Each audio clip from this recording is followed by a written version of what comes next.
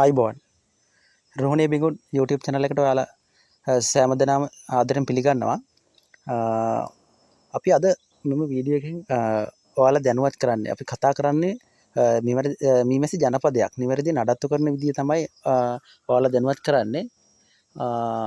මේකෙදි පළමුවෙන්ම අපි ගත්තොත් අහේනි කාලේ දී මීමැසි ජනපදය අපි නිවැරදි නඩත්තු කරොත් තමයි මේ මීමැසි ජනපදය හැර නොයා එයාලා දිගටම එකම පෙට්ටිය පවත්වා ගන්න ඕන නම් අපි කරන්න ඕන දේ තමයි අහේනි කාලෙදී අමතර ආහාර ලබා දීම වගේ දේවල්, ඊට පස්සේ ජනපදයේ අඩි ලෑල්ල පිරිසිදු කිරීම, ඊට පස්සේ ජනපදය ගැන නිතර සොයා බැලීම, ඒ වගේ දේවල් අපි අනිවාර්යෙන් සිද්ධ කරන්න ඕන. මොකද අහේනි කාලෙදී එයාලට ඇත්තටම ආහාර සපය ගන්න අමාරුයි වර්ෂාවත් එක්ක. ඊට පස්සේ ඒ වගේ දේවල් වලදී ජනපදයට දුර්වල වෙන්න පුළුවන්. ඔව් දැන් මම ඔයාලට මේ වීඩියෝ එකකින් පෙන්නන්නේ අපේ ජනපදයේ අද මේ පෙන්වන ජනපදයේ අඩි ලෑල්ල පිරිසිදු කර ගැනීමක් තමයි මේ කරන්න හදන්නේ. මේකෙදි මේ ජනපදය කලකින් අඩි ලෑල්ල පිරිසිදු කළා නැහැ. මෙතනදී ජනපදයේ සාමාන්‍යයෙන් අඩි ලෑල්ල පිරිසිදු කරනවා නම් ඔයාලට වඩාත් යෝග්‍ය වෙන්නේ උදෑසන 6:30ත් 4ත් අතර තමයි මම සාමාන්‍යයෙන් ඔයාලට වැඩියෙන් කරන්න කියලා ඉල්ලීම් කරන්නේ. මොකද මේ කාලෙදී ඒ වගේ වෙලාවදී තමයි මීමැස්සගේ ටිකක් අර ක්‍රියාකාරීත්වය ජනපදයේ මීමැස්ස ප්‍රමාණය පොඩ්ඩක් එළියට ගිහිල්ලා තියෙන්නේ. එතකොට මොකද දහවල් කාලය වෙනකොට මීමැස්සන්ගේ පොඩ්ඩක් ක්‍රියාකාරීත්වය වැඩි නිසා එයාලා පහර දෙන ඔයාලට දෂ්ට කරන්න පුළුවන්. එතරදී සාමාන්‍යයෙන් මීමැසි දැන් ආධුනිකයෙක් නම් මෙම ජනපද පරීක්ෂා කරන්නේ සාමාන්‍ය ජනපද පරීක්ෂා කරනකොට උදේ කාලේ තමයි සාමාන්‍යයෙන් උදේ 6:00 7ත් අතර තමයි වඩාත් යෝග්‍ය වෙන්නේ. මේකෙදි අපි මේ ආකාරයට තමයි කලබල වෙන්නේ නැතුව මීමැසි පෙට්ටිය බොහොම සීරුවට හිමින් උස්සන්න ඕන. මොකද මැස්සෝ අඩිය එල්ලිලා ඉන්න පුළුවන්. ඒ විදිහට ජනපදයේ පෙට්ටිය පොඩ්ඩක් පැත්තට කරගෙන අඩිය ලෑල්ලෙන් මීමැස්සෝ අහුවෙන්නේ නැතුව මේ කරගන්න ඕන. මෙන්න මේ බලන්න මේකේ දැන් මේ අඩිය ලෑල්ල පිරිසිදු නොකරපු ජනපදයක තමයි මේ ස්වභාවය තියෙන්නේ. මේවේ ඉටිපණුව වගේ ඊට සලබය ඇවිල්ලා රාත්‍රී කාලේදී බිත්තර දැම්මන් පස්සේ ඒකේ බිත්තර වලින් හැදෙනවා ඉටිපණුව. ඊට පස්සේ ඉටිපණුවන් කෙලින්ම රාමුව දිගේ වදවලට තමයි ගිහිල්ලා වදවලට හානි කරනවා. ඊට පස්සේ අලුතෙන් එන සුඹුල් කීටයෝ කා දමනවා. ඊට පස්සේ ජනපදයේ දුර්වල වෙනවා. අපි ඉතින් ගොඩාක් දුරට කරන්න ඕන දේ තමයි දැන් අහේනි කාලෙදී සතියට ගමන් 3ක්වත් මේ අඩිය ලෑල්ල පිරිසිදු කරන්න ඕන. මොකද අඩිය ලෑල්ලට තමයි කෘමියෝ මුලින්ම එන්න මෙතනට ජනපදයට ඇතුල් වෙන්නේ. අඩිය ලෑල්ලේ හරහා රාත්‍රී කාලෙදී මීමැසි ගහන ජනපදයක මීමැසි අහේනි කාලෙදී වෙන්නේ මීමැසි ගහණය අඩු වෙනවා. එතකොට එතනදී මීමැස්සෝ එයාලගේ ජනපදයේ ඉදිරිපිට ආවරණය කරගන්නේ නැහැ. රාත්‍රී කාලෙදී සාමාන්‍යයෙන් මීමැසි පාලනය කරන ආධුනික කට්ටිය උනත් දන්නවා ඇති. මීමැසි ජනපදයේ ඉස්සරහා මීමැස්සෝ විසින් සීල් කර ගැනීමක් එකක් කරනවා. කට වහගෙන තමයි ඉන්නේ මැස්සෝ. ඒතකොට මැස්ස ප්‍රමාණය අඩු වෙනකොට වෙන්නේ ජනපදයේ ගහණය අඩු වෙනකොට ඒ කට්ටිය එතන ඉස්සරහා මේක කරගන්න බෑ. වද ප්‍රමාණය විතරයි මීමැස්සෝ ඉන්නේ රැඳිලා ඉන්නේ. එතකොට මීමැස්සෝ සම්පූර්ණම ජනපදයේ පුරාවටම නැති නිසා මේ ඉදිරි ගේට්ටුව ඉදිරිපිට එයාලට මේ වහගන්න බැරි වෙනවා. ඊට පස්සේ එතනදී තමයි ඉටිසලබය රාත්‍රී කාලයට ආවන් පස්සේ ඇවිල්ලා අඩිය ලෑල්ලට බිත්තර දාලා යනවා. ඊට පස්සේ එතනින් ඉටිපණුව සැදුනන් පස්සේ කෙලින්ම ජනපදයේ වදවලට තමයි හානි කරන්නේ. ඊට පස්සේ ඉතින් මීමැස්සෝ ජනපදයේ අත්හැරලා යනවා.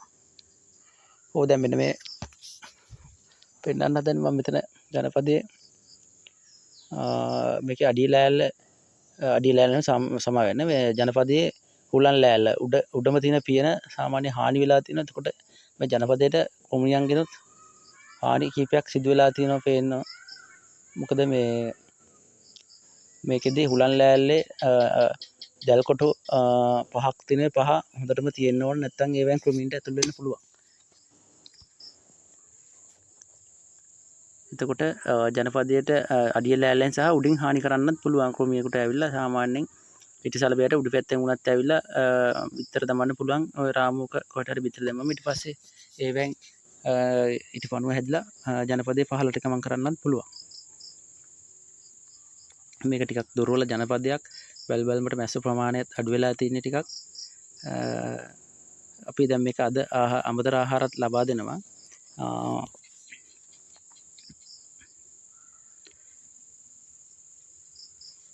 මේකෙදි අපි කරන්න ඕන දේ තමයි සාමාන්‍ය අමතර ආහාර ලබා දෙනවා නම් අපිට ලබා දෙන්න පුළුවන් වේලාව වෙන්නේ සාමාන්‍යයෙන් හවස 6න් පස්සේ දෙනවා නම් හොඳ ආහාර අමතර ආහාර ඇතුළටම තමයි දෙන්න ඕන.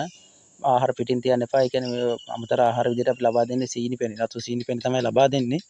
ඒකදී මේක පෙට්ටිය ඇතුළට තමයි මොකක් ක්‍රමයක් භාවිතා කරලා තව පැණි පෙට්ටියක් තියලා පැණි පෙට්ටිය රාමු ඉවත් කරලා තියන්න ඕන. මම දැන් ඔයාලට මෙතන පෙන්නන්නේ මේ ඉටි සලඹය හානිය වෙච්ච අඩිය ලෑල්ලක්. මේ සාමාන්‍ය ඉටි සලඹය මකුණු දැල් වගේ තමයි ජනපදයේ මේ වෙන්නේ. මේ ඇත්තට මේ රූප රාමුවෙන් ඔයාලට පෙන්නන්නේ ඉටි සලඹය මෙන්න මේ කාණුව අතර තමයි බිත්තර දාන්නේ. ඊට පස්සේ මේ ඉටි පණුව තමයි මෙතනදී දැන් බලා ගන්න පුළුවන්. ඉටි පණුව කියන සතා තමයි මුලින්ම හැදෙන්නේ කීටයා. ඊට පස්සේ එයා තමයි සලබයක් බවට පත් වෙන්නේ. දැන් මේ ජනපදයේ අඩියලා රිෆ්‍රෙෂ් කරලා ඉවරයි. මම ඔයාලට පෙන්නන්නේ මෙන්න මේමයි ජනපදයේ පෙට්ටිය විතරක් මීමැස්ස පෙට්ටිය නිකන් තියන්න එපා. මීමැස්ස ඉන්නවා නම් මෙන්න වගේ ටකරන් තහඩුවක් යොදලා අනිවාර්යයෙන්ම ජනපදයේ ආවරණය කරන්න. මොකද වැසි සමයත් එක්ක ජනපදයේ තෙමුනම ඊට පස්සේ මේ ජනපදයේ මේ පෙට්ටිය දිරාපත් වෙන්න පුළුවන්. එතකොට මීමැස්ස නැතහැර යාමක් වගේ සිද්ධ වෙන්න පුළුවන්. මේ වගේ පිළිවෙලට කොන්ක්‍රීට් කණුවක එකක් ගහලා පුළුවන් නම් මෙන්න මේ වගේ ඔයිල් ටිකක් දාලා තියනවා නම් හොඳයි. මොකද නැත්තම් මදුරුවම් මේකෙන් බෝ වෙන්න පුළුවන්. මදුරුවම් බෝ වුණොත් එතකොට තව අමතර හානියක් පරිසරයේ අනිත් මිනිසුන්ටත් හානියක් වෙන විතරදී මදුරුව මේ වෙනවා. ඔයිල් වගේ දෙයක් මෙතන අඩිය ලෑල්ලේ හදලා තියෙන එකේ දාලා තියන්න පුළුවන් නම් අඩිය ලෑල්ලෙම සම වෙන මීමැස්ස කණුව ආධාරක කණුවට පහලින් අපි මේ මල් පෝච්චක එකක් තියලා තමයි හදලා තින්නේ. ඒකට ඔයිල් තමයි දාලා තියෙන කොන්ක්‍රීට් කරලා තියෙන්නේ. එතකොට කාලයක් මේ කණුව භාවිත කරන්න පුළුවන්. මේ විදිහට. එතකොට මේ විදිහට තමයි ගේට්ටු දහඩුව භාගයක් තමයි යොදවන්න ඕන. සම්පූර්ණ ගේට්ටු දහඩුව ඉවත් කරලා තියන්න එපා. ජනපදයේ සාමාන්‍යයෙන් හොඳම වර්ධන මට්ටමක් තියෙන මැසි ගහනේ වැඩි ගොඩාක් තියෙන ජනපදයක් නම් ගැටලුවක් නෑ. මෙහෙම ගේට්ටු දහඩුව ගොඩාක් ඉවත් කරාට අපි කියන්නේ මෙන්න මේ වගේ ගේට්ටු දහඩුව භාගයක් තමයි යොදන්නේ කියලා. එහෙනම් යාළුවනේ අපි අද අපේ වීඩියෝ ගෙනාපු වීඩියෝ එකෙන් සමගන්නවා. අපි නැවත මේ වෙන වීඩියෝ එකෙන් හමු වෙමු. අපේ channel එක subscribe කරලා channel එක දාන වීඩියෝ like කරලා bell icon එකත් click කරලා තියාගන්න. වැදගත් වීඩියෝ වලින් අපි ඉදිරියේදී ඔයාලා දැනුවත් කරනවා. අපේ channel එකත් සමග දිගටම නැඳිලා ඉන්නේ කියලා ඔයාලගෙන් ඉල්ලා සිටිනවා. මීමැසි පාලනයට කැමැත්තක් දක්වන ඔයාලා මගේ channel එකත් සමග දිගටම රැඳිලා ඉන්න. නිවැරදි මීමැසි පාලනය කරන්නේ කොහොමද කියලා මේ වීඩියෝ වලින් දැනුවත් කරන්නම්. සියලු දෙනාටම බොහොම ස්තුතියි. සුබ දවසක්.